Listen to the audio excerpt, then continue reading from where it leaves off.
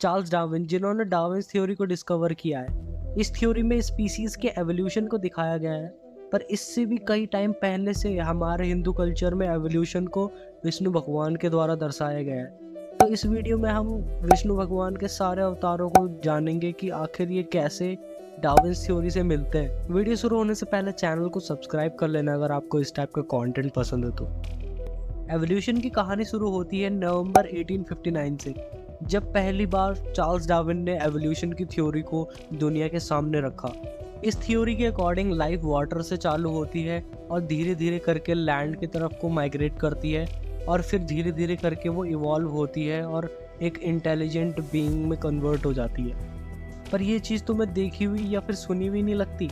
अगर ये चीज़ सुनने के बाद तुम्हारे दिमाग में विष्णु भगवान आ रहे हैं तो तुम सही सोच रहे हो। भगवान के 10 अवतारों को देखा जाए तो ये मरीन लाइफ से लेकर एक इंटेलिजेंट ह्यूमन तक का पूरा ट्रांजिशन दिखाते हैं। विष्णु भगवान का पहले अवतार को देखा जाए वो है मत्स्य अवतार, यानी कि एक मछली, जो कि डार्विन थ्योरी के अकॉर्डिंग मरीन लाइफ को दिखाता है, जिसके अकॉर्डिंग अर्थ में लाइफ पानी से शुरू हुई। और फिर इसके बाद आता है दूसरा अवतार जिसका नाम है कूर्मा अवतार, जो कि एक टॉर्टोइस के रूप में है। ये उस टाइम को डिपिक्ट करता है जब पानी के कुछ जीव जमीन की तरफ को बढ़ने लगे थे और मरीन लाइफ से लैंड लाइफ की ट्रांजिशन को ये अवतार शो करता है।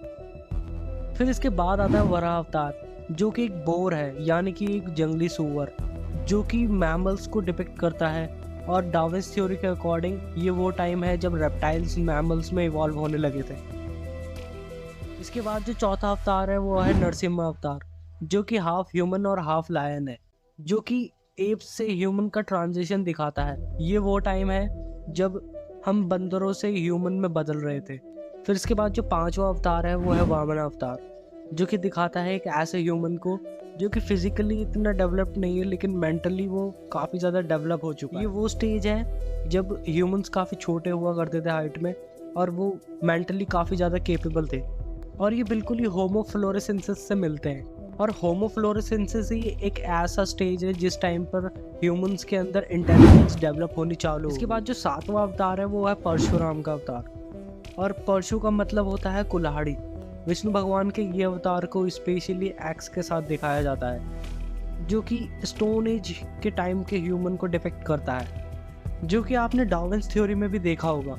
इस टाइम पर ह्यूमंस ने पत्थरों से हथियार बनाने चालू कर दिए, स्टोन एज टाइम के ह्यूमन की बात। वैसे डार्विन थ्योरी तो यहाँ स्टोन एज के ह्यूमन तक ही खत्म हो जाती है, लेकिन हमारे हिंदू स्क्रिप्चर्स में बताने के लिए और भी बहुत कुछ है।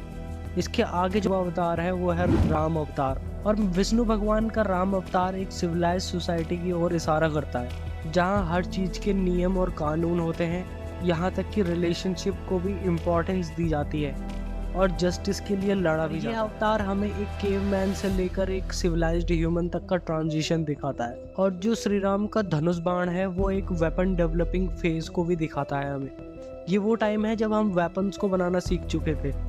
इसके बाद जो अवतार है वो है बलराम, जो कि कृष्ण के बड़े भाई थे। वेपन है वो है एक प्लाग, जिसका मतलब होता है हल, जो ह्यूमन के उस फेज को दिखाता है जब ह्यूमंस ने खेती करना चालू कर दिया था। ये एक हंटर से एक फार्मर तक का ट्रांजिशन दिखाता है, जिसके कारण ह्यूमंस को ज़्यादा मेहनत नहीं करनी पड़ती थी फूड के लिए।